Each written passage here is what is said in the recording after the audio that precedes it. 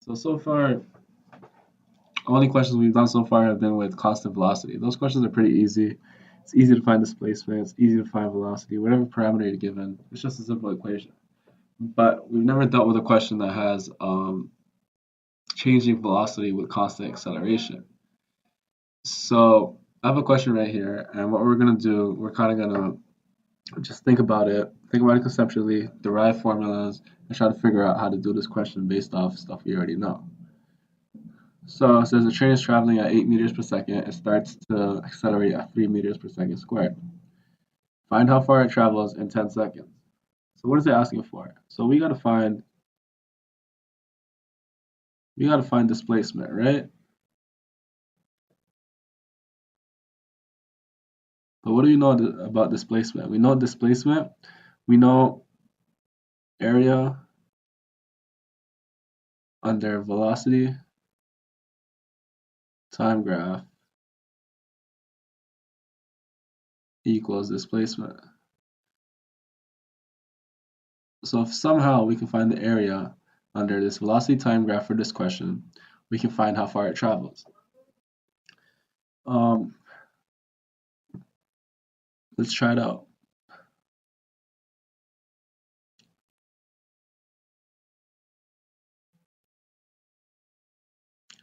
Okay, it's gonna be a time axis, time in seconds. This will be my velocity in meters per second. So we just gotta graph it. It's pretty simple. It's gonna be a straight line. Why is it a straight line? Because what's the slope of a velocity time graph? It's your acceleration. Now in this question, acceleration is not changing. It's 3 meters per second squared. It's never going to change. That means your slope is always going to be 3 meters per second squared for this graph.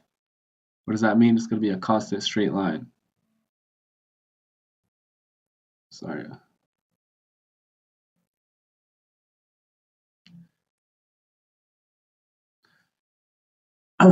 Slope of 3 meters per second squared. It starts over here. It starts at 8 meters per second, right? Because we say at time equals 0, it's traveling at 8 meters per second. So now how do we find the area under this graph? Well, we gotta find everything that's under here, right? This whole area. Try to figure out what this area is. Now, if you look closely, you can see it's kind of an irregular shape. We can combine it into two shapes actually. We can find this area first and add it to that area. So let's call this region A1. Let's call this A2. If I find A1 and add it to A2, I'm going to get my total area, which will give me my displacement. So without even thinking about this as a physics question, look at it as more of a geometry question. Just what's A1? What shape is A1? It's a rectangle. So if we know how to find the area of a rectangle. We know how to find the area of a triangle. So as soon as we find the area of both, we just add the two, and then we'll get our displacement. Area 1 is pretty simple. It's just a basic multiplication. Area 2, you kind of got to use your intuition, and it gets a little tricky. But okay, let's start. So area 1, it's just a rectangle. So rectangle, we already know it's base times height. What's our base? Our base is how long our time was. So what's our time elapsed? It's going to be 10 seconds, right? And our height would be from here to here. Well, from here is 0, up to here is 8. So what's our height? Our height is 8. So what do we get as our area? Area becomes 80 meters. Notice how this is time multiplied by velocity. What does that always give you? It always gives you displacement. So that's how you know area 1 actually is a measurement of displacement. So Now, area 1's pretty simple, but let's replace these terms with like more generic terms. So 10 seconds, that's our time elapsed. So area 1 can be written as delta t, that's our time elapsed, multiplied by, what is this, 8 meters per second. That's our V1. Okay, so area 1, without even making a graph for the next question, we'll know area 1 is delta t multiplied by V1. Now, area 2. This one's kind of hard. Well, what formula do we know for a triangle? We know base times height divided by 2, right?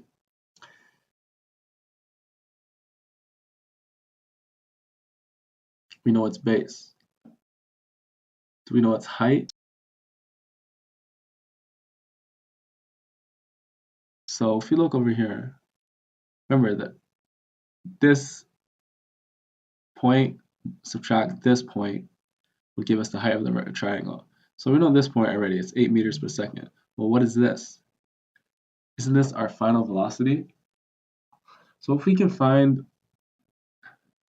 what our velocity is at 10 seconds, subtract it from the initial velocity, which is 8 meters per second, we can get our height, and then we can get our A2, right? So how do we find V2? Well, what does acceleration tell us? Acceleration tells you every second your velocity is increasing by 3 meters per second. So at second 0, let's make a small little graph. So at second 0, our velocity is 8, right? At second, let's say 1, it's going to be 11, right? Because it increased by 3 meters per second. What about at 2? It's going to be 14. Now, if we keep going down, what is it going to be at 10? Well, what is 3 times 10? If you have your acceleration to be 3 meters per second squared, how much velocity am I going to gain in 10 seconds? I'm going to gain 30 meters per second. Okay. So at 10 seconds, my velocity is going to be 30. That's how much I changed by, plus my actual what I started with. So it's actually going to be 38 meters per second. Okay. Notice the formula. We kind of have a formula over here. V2 is always going to be A times delta T plus V1. We know A is equal to 3, delta T is equal to 10 plus 8. So what do we get? V2 to be 38 meters per second.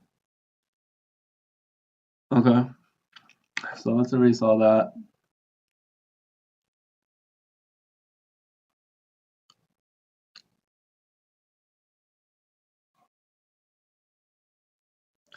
Let's write A2 more generically. So B, what's our B? B is our base, which is going to be our elapsed time. So delta T, right? Now height we know is going to be V2 minus V1, right? Your final velocity minus your initial. But look at the formula I just drew, that I just erased. We know V2 is equal to A delta T plus V1, right? But what did we just say our height is? Our height is V2 minus V1. So let me rearrange this formula. V2 minus V1, that's our height. Okay, but isn't that also equal to A delta T? Right? So instead of writing height, I could just write A delta T. So that's my base. This is my height.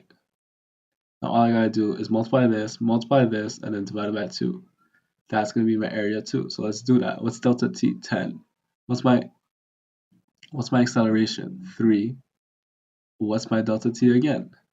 10 divided by 2. What do I get? 100, 300, 150.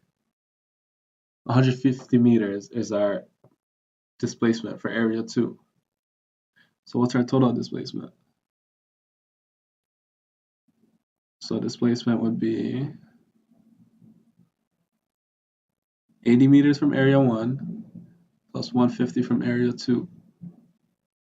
What does that give you? 230 meters. So now that we've answered the question, let's just take a step back, see what we did. Let's try to derive a generic formula for these type of questions.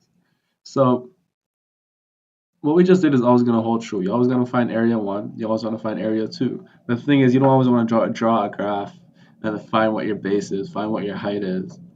So let's just make one simple formula for this whole question. We know area 1, we said base times height, right? So our height was our V1 and multiplied by our base, which is our delta T. We said that. We said A2 was going to be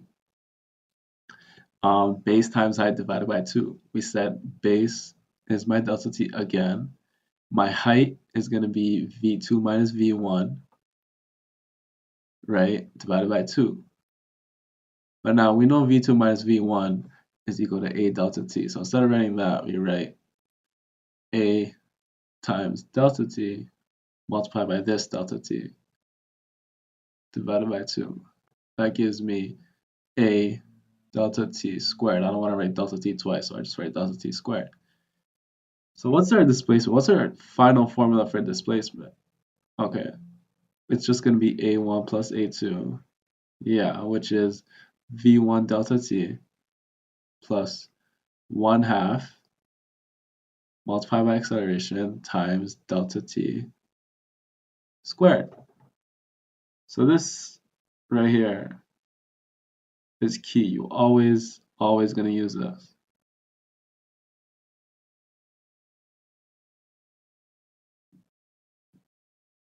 Every time you have a constant acceleration question, again, constant acceleration means your acceleration is not changing. Every time your acceleration is not changing, it's constant. This formula will always help you. Now let's look at this graph again. How else can we find the area? Well, look at it like this. Isn't this whole thing a big rectangle? What if I find the area of the whole rectangle, and then from that rectangle, I subtract out this area? This one right here. That'll give me the area of this whole thing, right? So you think of it from that point of view, we can derive another formula. So let's say area of the whole rectangle is this point, that's the height, multiplied by the base. So that will give me V2 multiplied by T, right? That gives me area of this whole thing. Now I want to take the area of this whole thing, subtract out this part, and that's going to give me the area of all this. That's what I want to find, right? So now if I subtract out whatever this area is, let's call that area 3. If I find area 3, I can subtract out, I could do a rectangle minus area 3 to give me my displacement. So area 3, if you actually look closely, is actually the same as area 2, because this is just a big square and this is half of the square, this is the other half. So area 3 is actually equal to area 2, and area 2, like we said, is A delta T squared over 2. So now don't we have another formula? We said delta D is going to be A rect minus A3. Area of the rectangle, this whole big rectangle, is V2 delta T. I want to subtract out A delta T squared over 2. And now there you go. You have another formula for delta D. So formula number 1 right here, V1 delta T plus 1/2 A delta T squared. And over here we have V2 delta T minus 1/2 A delta T squared. Both of these work. So depending on what type of question you get, if it tells you V2, you're going to use this formula. If it tells you V1, you can use this formula. But again, they're pretty simple to find. So it doesn't matter what formula you use. Okay, so going forward, when we do these constant acceleration questions, you'll always need to know these two formulas and the acceleration formula at the top right corner. And yeah, that's it. Thanks for watching.